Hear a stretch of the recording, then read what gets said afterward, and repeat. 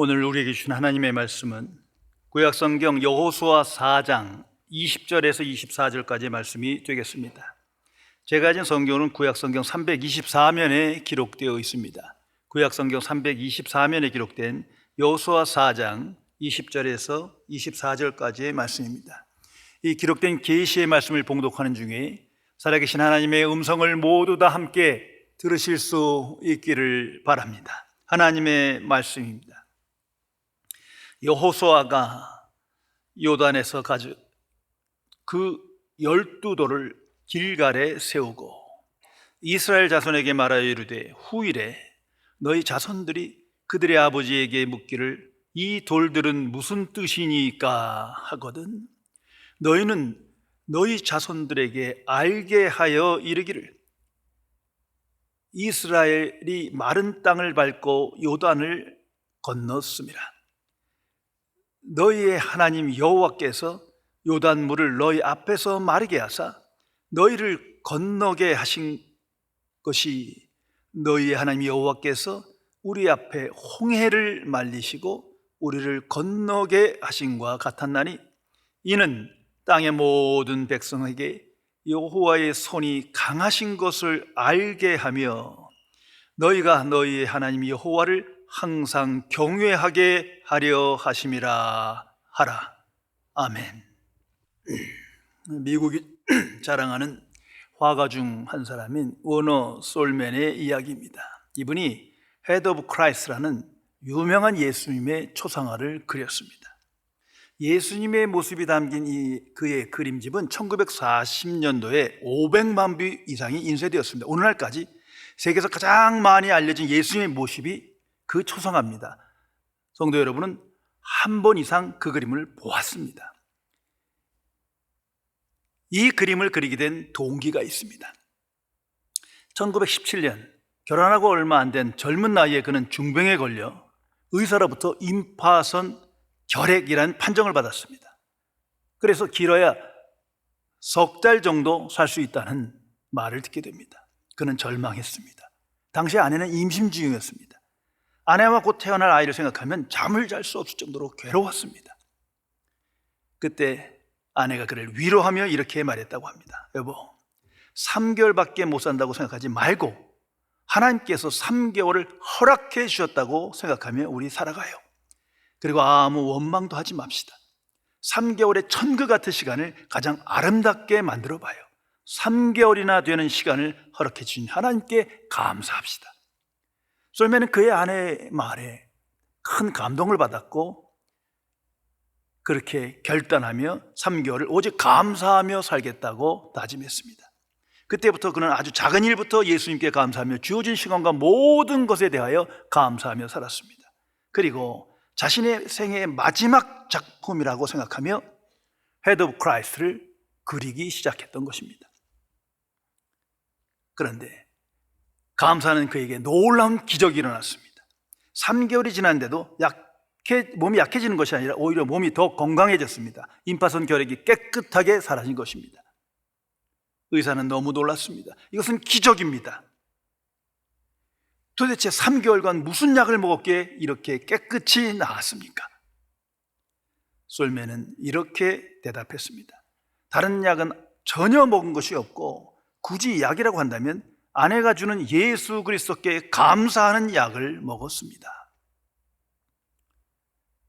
깊이 생각해 보시기 바랍니다. 성도 여러분, 나는 하나님의 전능하심을, 하나님의 능력을 얼마나 믿고 확신하며 그 일의 증인으로 살아가십니까? 성경이 말하는 하나님은 전능하신 하나님입니다. Almighty God. 성경은 수없이 반복하여 강조하며 선포하고 있습니다. 전능하신 하나님이시다. 그리고 우리가 매일 또는 주일마다 사도신경을 통해 고백합니다. 그 첫 신앙 고백이 그것입니다. 전능하사 천지를 만드신 하나님 아버지를 믿습니다. 오직 한 분이신 여호와께서 천지를 창조하시고 그 안에서 구원과 심판의 역사를 나타내시며 그 역사 속에서 그의 능력으로 그 뜻을 이루고 계십니다. 나는 이 사실을 알고 믿고 확신하며 오늘을 살아가십니까? 하나님의 능력에 대한 불신과 회의와 의심은 불신앙입니다. 이걸 항상 기억해야 할 것입니다.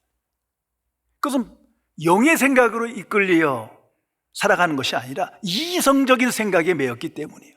이성적인 생각과 추리는 하나님의 전능하심, 하나님의 능력을 이해할 수 없는 겁니다. 추상화할 뿐이에요. 하나님의 능력은 이성을 넘어 나타나는 초월적인 능력입니다. 오직 거듭난 그리스도인만이 이 능력을 알고 믿고 확신하며 오늘을 살아갑니다. 오래전 리더스 다이제스트에 실렸던 교훈적인 이야기입니다. 하루는 하나님이 천국에 앉아 있는데 한 과학자가 다가와서 말했답니다. 이제 더 이상 당신은 필요 없는 존재예요. 무에서 생명을 창조해내는 방법을 과학에서 밝혔단 말입니다. 태초에 당신이 이런 걸 우리도 할 수 있습니다. 정말 그럴까? 그럼요. 하나도 어렵지 않아요. 그냥 흙을 집어 당신과 같은 형상을 만든 후에 그것에 생명을 부어놓으면 인간이 창조되는 겁니다. 매우 흥미롭구나. 그럼 한번 시범을 보여주게나. 과학자는 흙을 집어 사람의 형상을 빚기 시작했답니다. 그때 하나님께서 말씀하십니다. 잠깐! 그리고 그 일을 중지시켰어요. 이봐, 그 흙 내 거야. 자네가 만든 자네 흙을 써야 되지. 성도 여러분, 하나님의 권능, 능력을 믿지 않으면 이성주의에 빠져서 결국 진화론에 끌려 살아가게 됩니다. 그 끝은 멸망입니다. 창조신앙은 하나님의 전능하심, 그의 능력을 선포하고 있습니다. 그리스도인은 그 능력을 힘입어 믿음으로 하나님의 자녀된 것입니다. 진화론에 이끌리면 잘못된 역사의식을 갖고 살아갑니다. 그러나 창조론은 바른 역사의식을 갖고 역사의 주인신 하나님을 소망하며 오늘을 살도록 우리를 이끌어 갑니다. 오늘 성경에 이 돌들은 무슨 뜻입니까? 라는 말씀이 기록되어 있습니다. 역사적인 사실의 의미가 무엇이냐라고 묻는 질문입니다. 여기에 돌들, 이건 눈에 보이는 팩트예요. 객관적인 증거입니다. 이 객관적인 역사적인 이 표징, 이 사건의 의미가 무엇입니까? 이것을 말하는 겁니다. 이 뜻을 이해하려면 역사적인 상황의 이해가 있어야 합니다. 하나님께서 이스라엘을 출애굽시켰습니다. 오직 하나님의 능력으로 된 것입니다. 그런데 얼마 지나지 않아 하나님의 능력을 의심하며 불신합니다. 그리고 원망죄에 빠져 불신앙의 삶을 살아갑니다. 이제 그들은 다시 회개하여 광야에서 40년을 살았어야 합니다. 구원의 여정 속에 심판이 나타난 겁니다.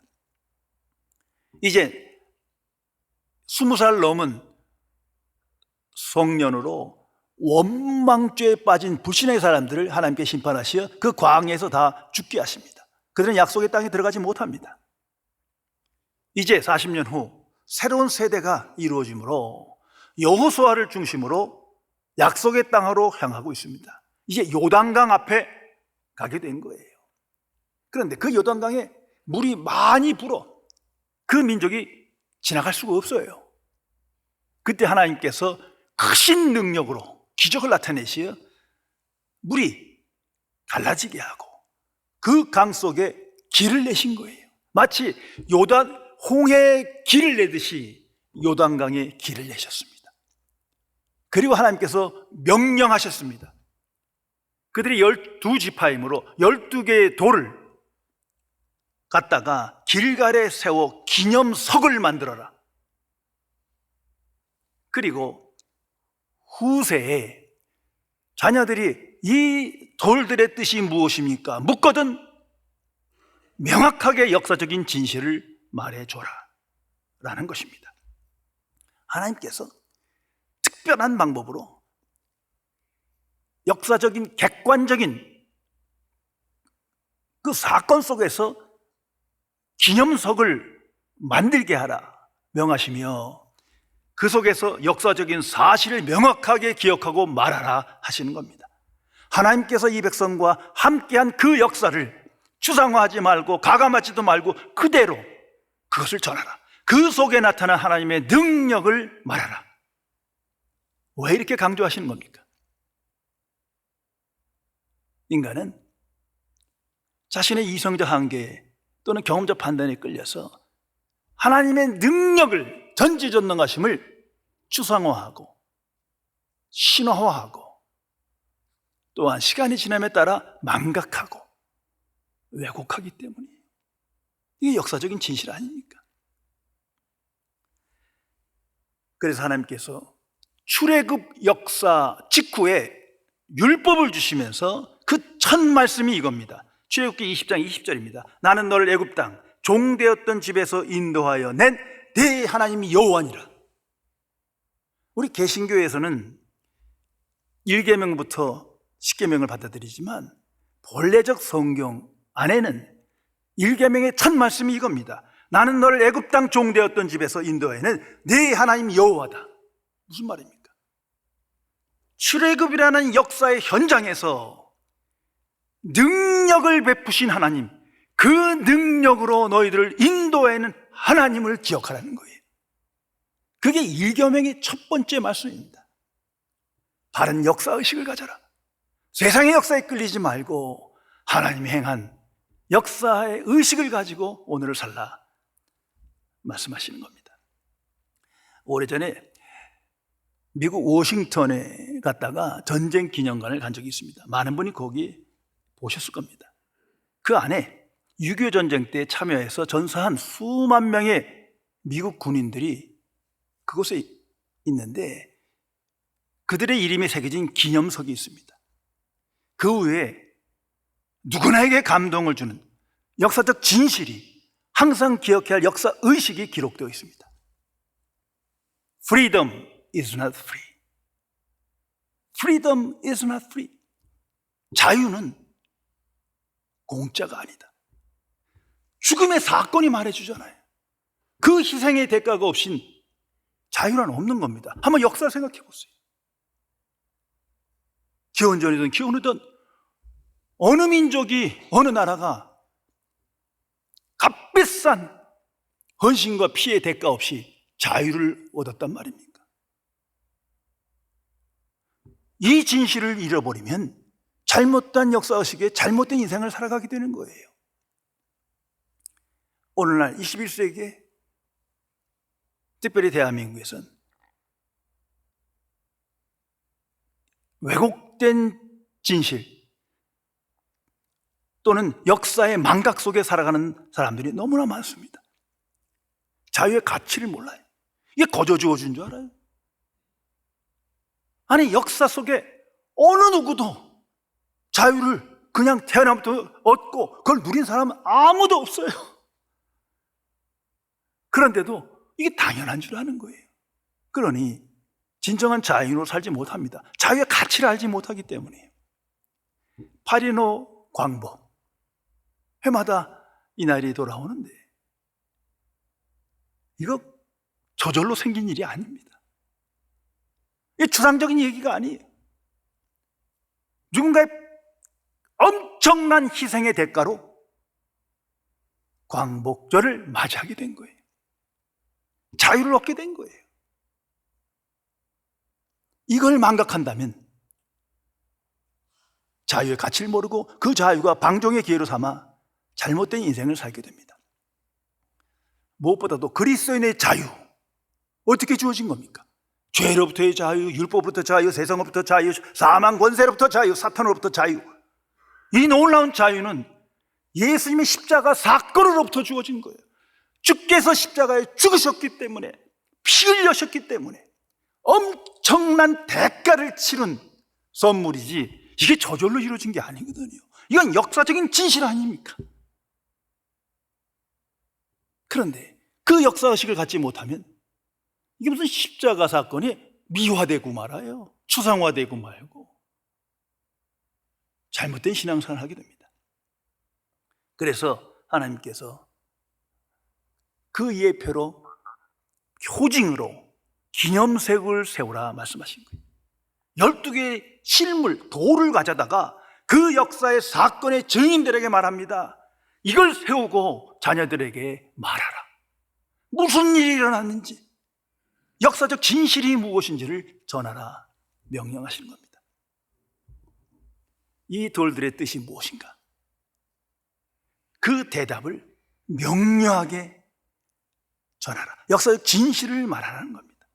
부지런히 가르치라는 겁니다. 그래야 바른 신앙생활을 할 수 있기 때문입니다.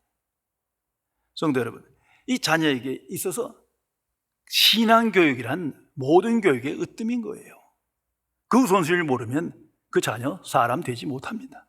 이기적인 인간이 될 뿐이에요. 그런데 그 신앙교육 중에 가장 중요한 것이 역사의식입니다.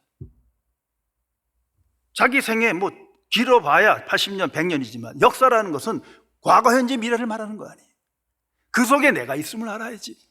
갑자기 역사 안에 뛰어들어간 존재가 아니지 않습니까? 내가 자유를 누리면 그만큼 누군가가 희생하고 봉사한 거예요.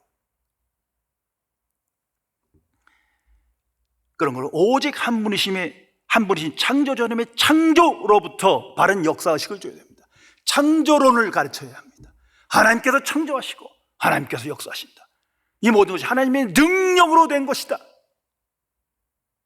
그것을 마음에 새겨줘야지. 아니면요, 그냥 세상에 나가 진화론에 빠지는 거예요. 어떻게 그런 일이 있냐? 아니, 세상은 진화론을 가리키는데, 온 세상이 진화론을 말하는데 어떻게 물들지 않을 수 있겠습니까? 하나님께서 그 역사 속에서 강력한 힘으로, 능력으로 그의 뜻을 이루신다. 성경이 말하는 대로 성경적 역사관을 가르쳐줘야 합니다. 그래서 오늘 성경 22절에 이렇게 기록합니다. 너희는 너희의 자손들에게 알게 하여 이르기를, 이스라엘이 마른 땅을 밟고 이 요단을 건넜습니다. 강물이 열리고 땅이 마르게 되었어요. 이건 기적인데 어떻게 이런 일이 있냐? 하나님의 능력으로 된 것이다. 이걸 알게 하라. 그래서 기념석을 세우라 말씀하신 거예요. 다시 말해서 이스라엘, 그들과 함께 하신 하나님의 역사 속에 행하신 하나님의 행위를 알게 하라는 거죠. 그래야 바른 인생을 살아갈 수 있는 거 아니겠습니까? 성도 여러분, 세상은 부정하지만 그리스도인은 믿고 확신합니다. 역사의 주인은 오직 하나님 한 분이십니다. 어떤 위대한 인간도 아니요, 민족도 아니요, 전통도 아니요, 우상도 아닙니다. 가장 분명한 것은 우리에게 역사의 주인은 여호와 하나님이십니다. 또한 역사의 중심은 예수 그리스도십니다. 세상의 구주는 예수 그리스도예요. 그래서 참 이건 기적 같지 않은 기적이에요. 왜? 온 세상이 불신앙 가운데 있는데 기원전 기원후는 예수 그리스도로 분류하지 않습니까? 참으로 신기해요. 기원전 before Christ, 기원후 아나 도미네, 예수님 오기 전 예수님의 시대, 이게 기원전 기원후예요. 그런데 이 세상 속에서 이 불신앙의 사람들이 이걸 받아들인 거예요. 참으로 놀라운 하나님의 능력입니다. 예수님께서 세상의 중심이다. 오늘도 살아 역사하신다. 이러한 기독론적 역사관을 갖고 오늘을 살아가야 합니다. 그래서 하나님께서 기념색을 세우라 하시며 표징으로 알게 하라 말씀하시며 그 답을 준비해 주셨습니다. 그것이 24절에 이렇게 기록됩니다. 이는 땅의 모든 백성의 여호와의 손이 강하신 것을 알게 하며, 이것이 첫 번째예요. 두 번째는 너희가 너희의 하나님 여호와를 항상 경외하게 하려 하심이라 하라 말씀하십니다. 자, 여호와의 손이 강하신 것을 알게 하며, 한마디로 하나님의 전능하심과 능력을 알게 하라. 홍해에 누가 길을 내었느냐? 요단강에 누가 길을 내었느냐? 그 기적을 행하신 분이 누구시냐? 이것이 추상적인 것이 아니라 역사의 진실 아니냐? 오직 하나님의 능력으로 된 것을 알게 하라. 그래서 기념석을 세우라는 겁니다. 그런데 문제는 하나님의 능력, 이게 말로 알게 할 재간이 별로 없어요. 저도 못해요. 그냥 증거하는 것뿐이죠. 이게 이성적으로는 설명 불가능한 거 아닙니까? 아니, 믿지 않는 사람들은 받아들이지 않아요. 그냥 싸울 뿐이에요. 이게 무슨 말입니까? 하나님의 초월적 능력, 이성 밖에 있는 그 능력을 알게 하라. 증인되라는 거예요. 믿고 증거하라는 거예요. 자, 하나님의 능력을 이성적으로 설명은 불가능하지만 하나님의 방식으로는 가능할 수 있어요.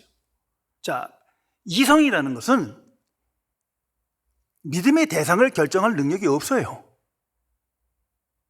아무리 머리 좋아도 살아계신 하나님을 믿지 않습니다. 그런 거로 그 제한, 거기까지만 생각해야 돼요. 중요한 건 먼저 믿어야 되는 거예요. 그 능력을 믿어야 되는 거예요. 그럴 때 그 믿는 것을 추리하는, 생각하고 판단하고 결론 짓는 것은 이성의 능력이에요. 그래서 이성이 중요한 겁니다. 마치 진리를 믿지 않는 자를 설명해서 믿게 할 능력이 제게 없어요. 그러나 믿는 자에게는 그것을 믿음의 생각에 이끌려 추리하여 합당하게 설명할 수 있는 거예요. 믿게 할 수는 없어도 설명할 수 있는 거예요. 그것을 하라는 거예요. 한마디로 증인되라는 겁니다. 하나님의 능력을 믿고, 성경이 말하는 능력을 믿고, 내게 임한 하나님의 능력을 믿고 그 능력의 증인으로 살아라. 그 말씀입니다. 성도 여러분, 교회란 무엇인가라는 질문은 신앙생활을 하는 우리 모두에게는 항상 다시 질문하고 성경에서 그 답을 찾고 믿고 확신하며 살아가야 합니다. 왜냐하면 교회가 무엇인가라는 정의를 세상은 흔들고 부정하고 의심하게 하고 가감시켜서 종교기관으로 전락시키기 때문이에요. 교회란 삼위일체 하나님의 존재와 역사가 있는 곳이에요. 하나님의 능력이 임한 곳입니다. 그것이 교회예요. 그런데 이게 인간의 기준으로 자꾸 정해져서 가감시키다 보니까 온통 전통국 제도 관습이 교회가 돼버렸어요. 그 대표적인 게 유대교의 카톨릭인 거예요. 근데 개신교 역시 또 이렇게 돼버렸어요. 온갖 교단이 있어 전통 관습 제도가 가득 채워진 거예요. 그리고 그 안에 오늘날은 수많은 인간이 만든 프로그램과 방식들과 이벤트와 마케팅이 들어가 있어요. 목적은 성장. 이건 종교예요. 교회가 아니에요. 하나님의 권능을 자랑하는 것이 교회지, 삼위일체 하나님의 이름을 자랑하는 것이 교회지. 그 권세는 사라지고 인간 주도적인 것만 자랑하는 거예요. 그래서 자신에게도 세상에게도 아무 힘이 없어요. 영향력이 없는 거예요. 마치 우상 같은 거예요. 성도 여러분, 교회의 본질은 딱 하나입니다. 부흥되는 거예요. 죽었던 것이 살아나는 것입니다. 옛사람이 사사람 되고 지옥 갈 자가 천국 가는 곳이에요. 죄인이 의인이 되는 곳이에요. 어떻게? 하나님의 능력으로 말미암아.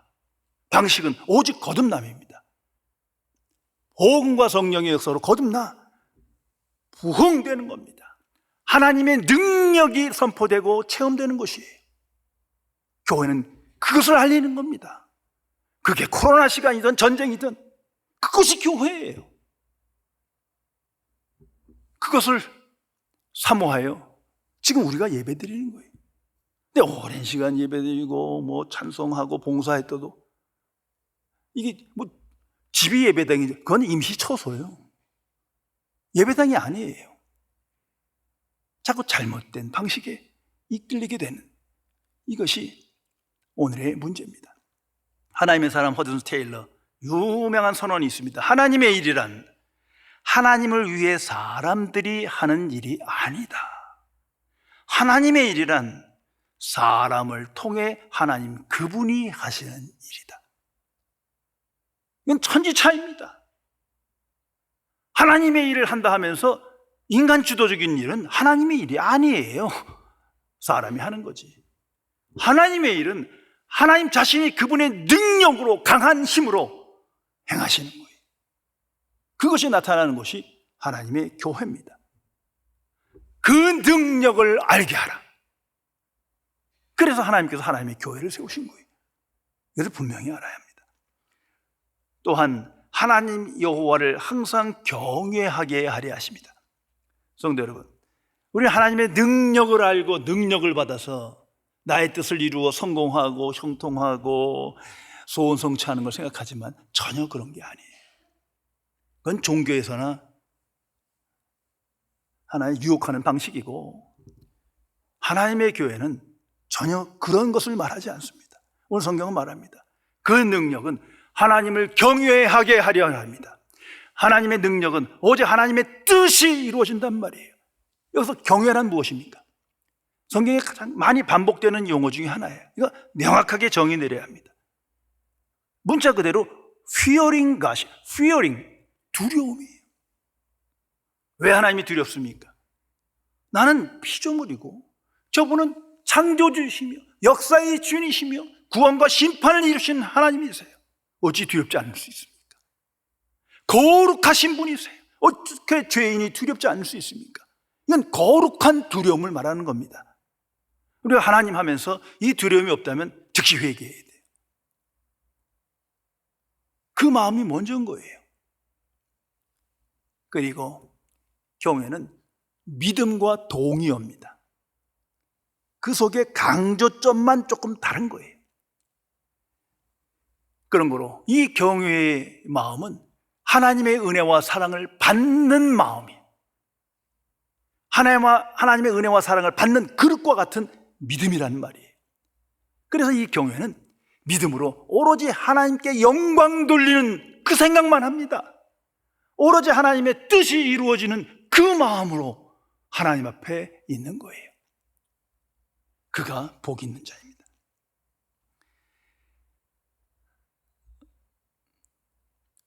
교훈적인 이야기입니다. 남태평양의 한 섬에 예수님을 믿고 회심한 어느 식인종이 살았답니다. 어느 날 그가 커다란 항아리 옆에 성경을 읽고 있을 때 한 인류학자가 지나가면서 도대체 무엇을 읽고 있어? 묻습니다.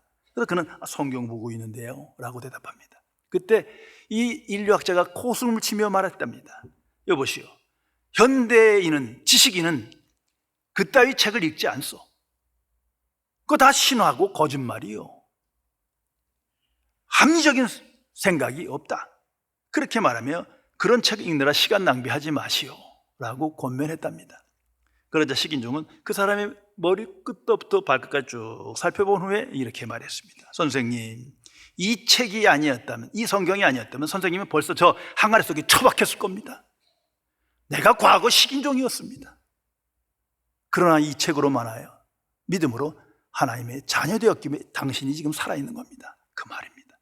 성도 여러분, 이 세상 속에 나타난, 아니 성경이 말하는 가장 큰 하나님의 능력이 무엇입니까? 출애굽의 능력이요? 창조의 능력? 그런 거 아니에요.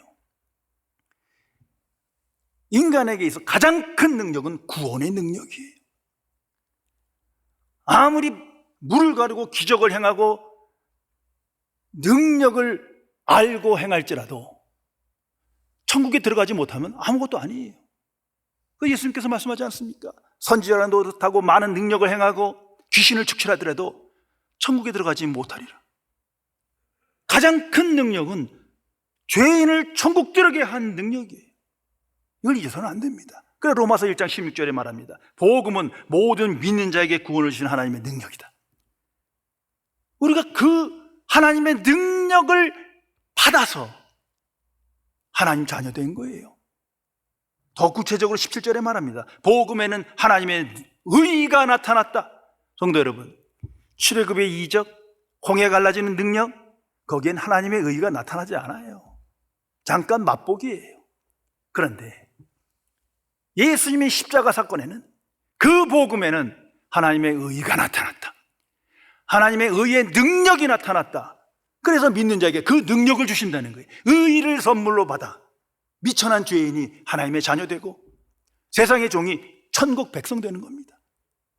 이것이 하나님의 능력이에요. 하나님의 권능이 아니고서는 이루어질 수 없는 거예요. 그 성경은 말합니다. 하나님의 강력한 힘으로 말미암아 그 때때로 우리가 믿음으로 구원받은 거예요.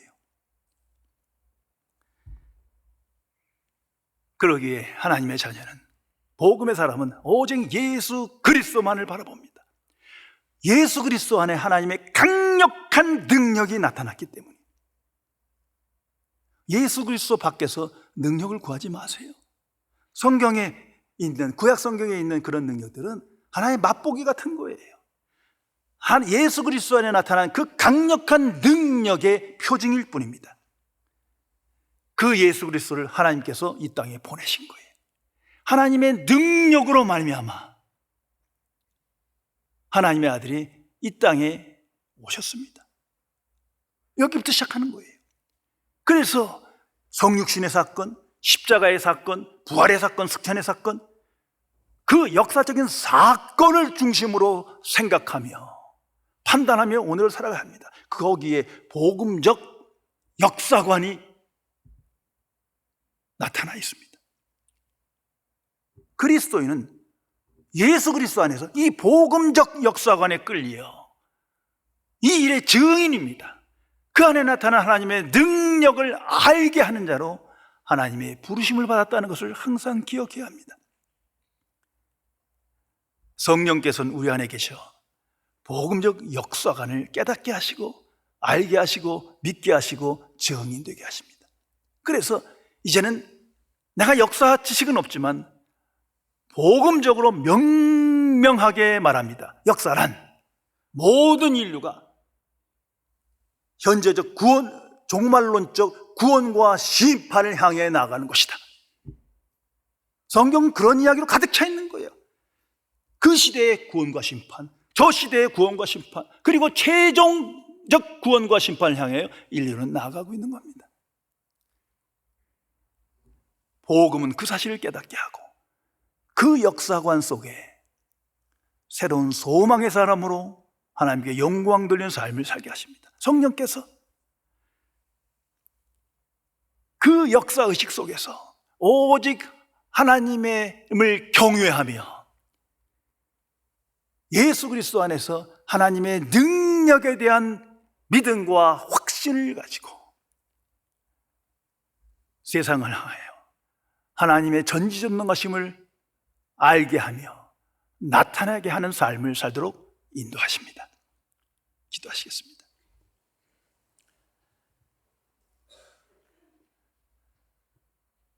창조주이시며 거룩하신 하나님 아버지, 어두운 세상 속에 살며 세상적 역사관에 이끌려 잘못된 인생을 살아가는 미천한 죄인이지만 오직 하나님의 은혜의 부르심 속에 믿음으로 하나님의 자녀되어 이제는 예수 그리스도 안에서 복음적 역사관을 가지고 역사의 주인은 하나님이시요 역사의 중심은 예수 그리스도임을 증언하며 이 시대를 살게 하심을 진심으로 감사드립니다. 나의 주 성령이시여, 우리 안에 계시어 성령 충만함을 받아 이 놀라운 복음적 역사관에 이끌려 하나님의 전능하심을 체험하며 알며 증거하여 이 어두운 세상에 복음의 빛을 전하며 살아계신 그리스도의 영광을 나타내는 승리의 삶을 살도록 지켜 주옵소서. 우리 주 예수 그리스도의 이름으로 간절히 기도드리옵나이다.